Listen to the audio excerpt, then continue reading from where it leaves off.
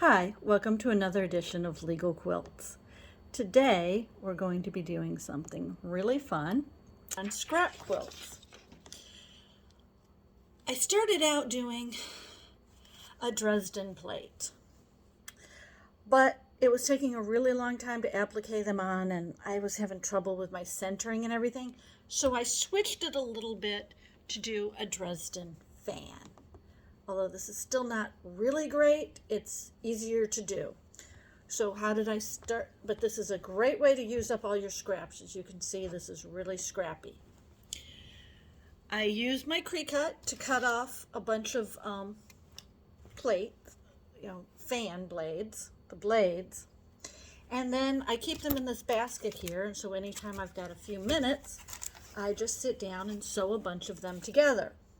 So what we're going to do is we're just going to take 4 here, and there's no rhyme, reason, or pattern. We're just going to grab 4 of them, throw the rest of them back in there, and just straight sew them together.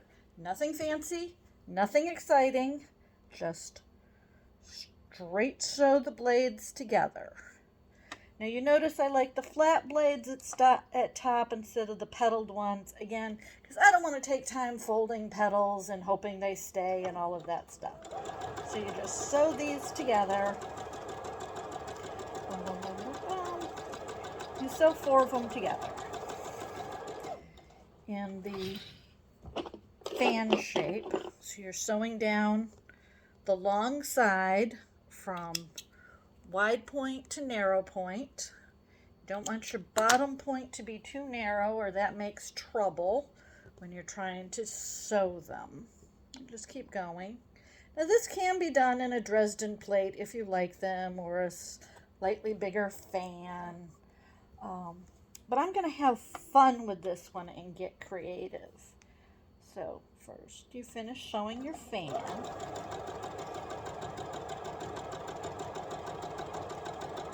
So 4 of these together.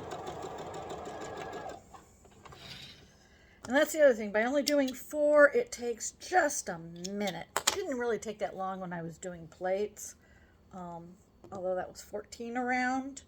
But it was really more the applique. Plates didn't take that long either. And again, you could just, I feel like getting some machine time in, but I don't really want to work on a major project. You just do a couple of those and have a nice relaxing time and de-stress, and when you're feeling better you go on to whatever the next thing is. So you've got the 4 sewn together. Now, as you saw, my plates weren't really perfect on here. There's some space showing here and they're not going to be all equal here. So I decided I'm just going to have fun with this, and instead of doing the traditional plate, I'm going to sew them on any other way I want. Now how I'm doing this is quilt as you go, which saves a step. So, and this also uses scrap. I'm using an 8-inch square, okay, and this will finish at 8 inches too, because we're pretty much doing quilt as you go. So you take your backing and your batting and your base block. And again, these are from scrap, so I'm using scrap backing that I had from another project, scrap batting, again, that I had left over. I've got totes full of this stuff. I need to use it up. So, all those little pieces of backing that you use and batting that you have left over from a project can go into this. It's a great way to use up those scraps.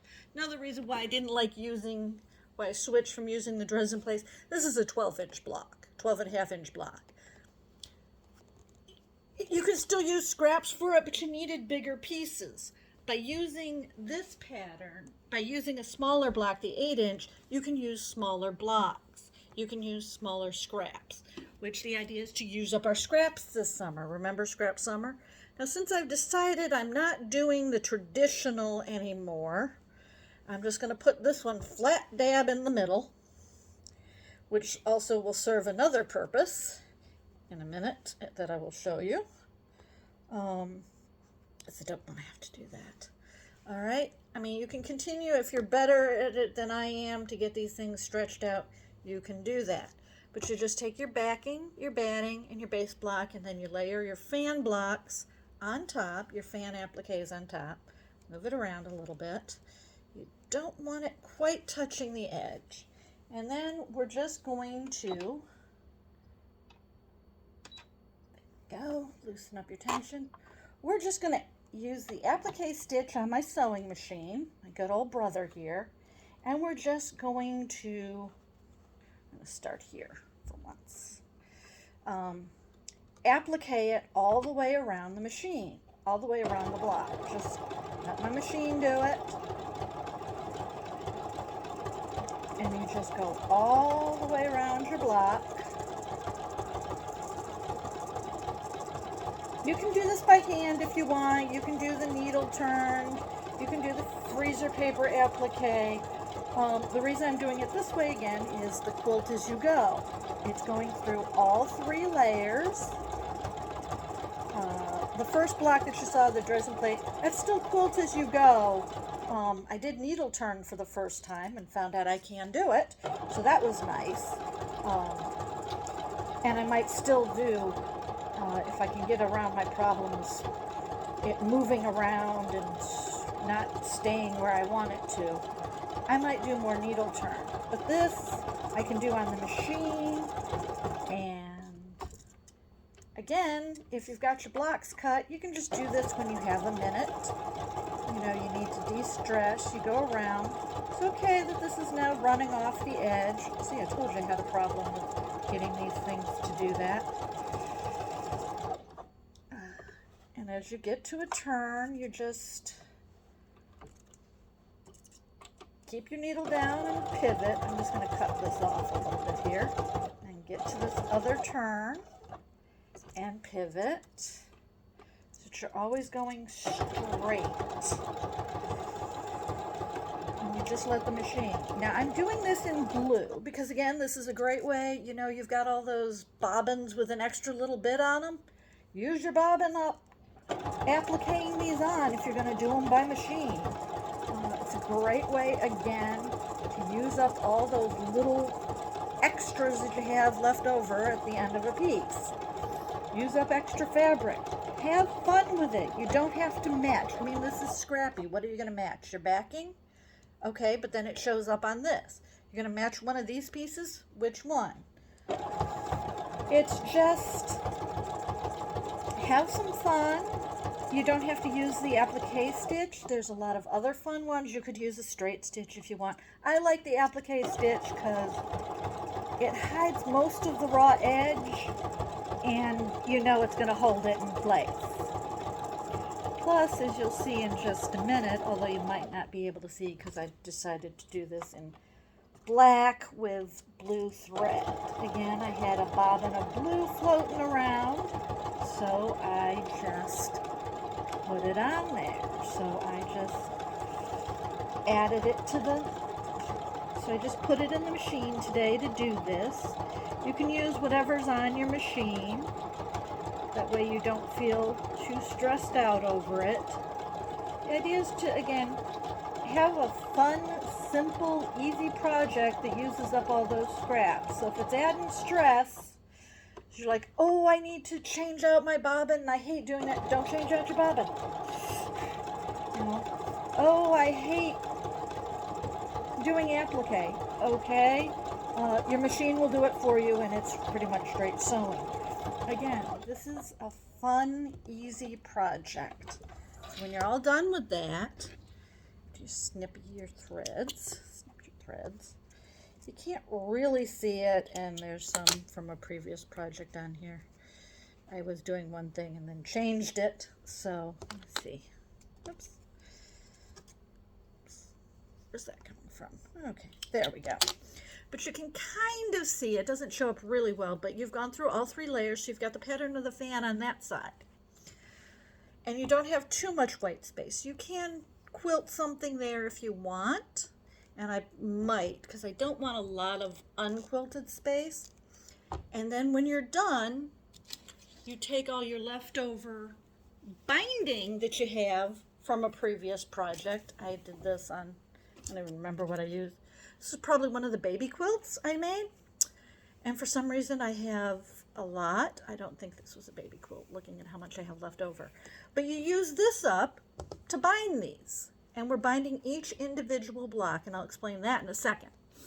But this is what you do, is you use this, and if you don't have enough left of one to bind a block, add it to another little leftover piece and do a scrappy binding. Now you're saying, but wait a minute, why are you binding each individual one? How does that work? Okay.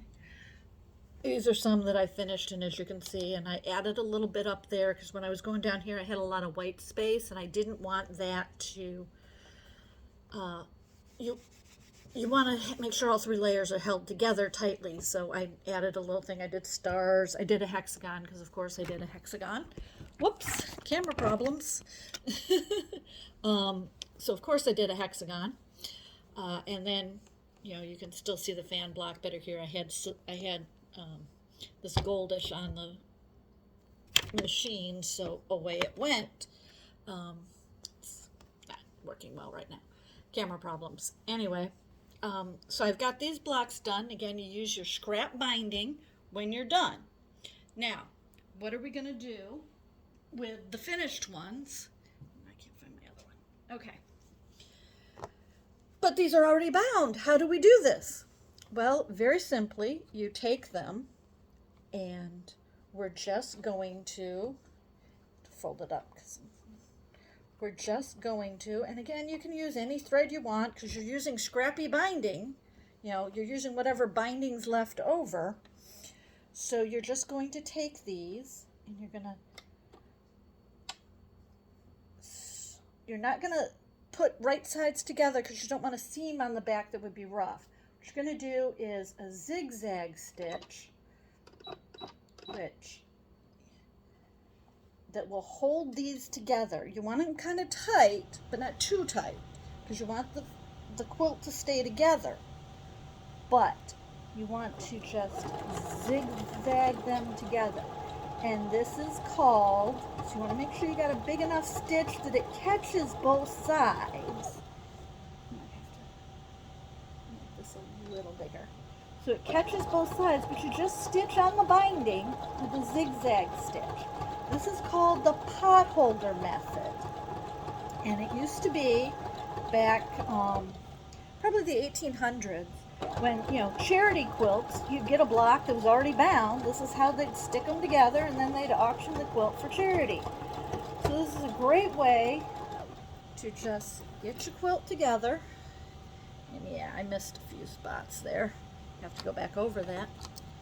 Get your quilt together, make sure that you're not missing any spots like I did there. You have to go back over that one. And you just sew your blocks together, and they're together. And that's all you do. Make as many as you want for the size of your quilt. And I was thinking about that before I started shooting today, and realized this would be a great picnic quilt because it scraps. You don't care what it looks like. You don't care what happens to it. It can get dirty. Maybe an outside quilt if you want to sit on the porch or something. Add some outsole, you know. This is the quilt, or a dog bed, you know, something that you don't really care the final product, although personally I think this is going to look cool no matter where you put it.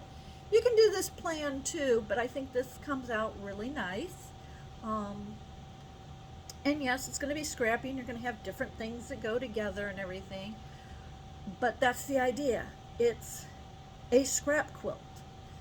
Use up your scraps. Use up your spare batting. Use up your leftover binding, your backing, your thread. All of it goes in here to finish with a really nice quilt. Missed another spot there. And it'll get better with practice when you start zigzagging these together. You just want to make sure you grab both sides of the binding. And the other thing about binding each one is, again, this is a small project that you can do fairly quickly. Binding an 8-inch block does not take long. I like to bind while I'm watching TV, so this is a really nice way to just sit there while I'm watching TV and do a small project so my hands are busy, but it doesn't take really long and you're not looking at doing 4 sides of a full-size quilt. So that's I'm still working on a name for it. If you've got a name for this, pattern, quilt idea, please mention it in the comments, either here, any of my social media. And don't forget, Scrap Summer, tag me in your social media when you do it. And finally, QR code so that you can, everything I do, all of my stuff, go ahead and scan me. Let me see if I can get all of this in one. Move it out. There we go. This has my website and all my social media, and of course you can always buy me a coffee. Check the website. Starting this weekend, I'm going to be putting more stuff on there, as always. Until next time, thanks for watching. Don't forget to like and subscribe. Subscription and watch hours really do help, so please share with your friends and subscribe. Until next time, bye-bye.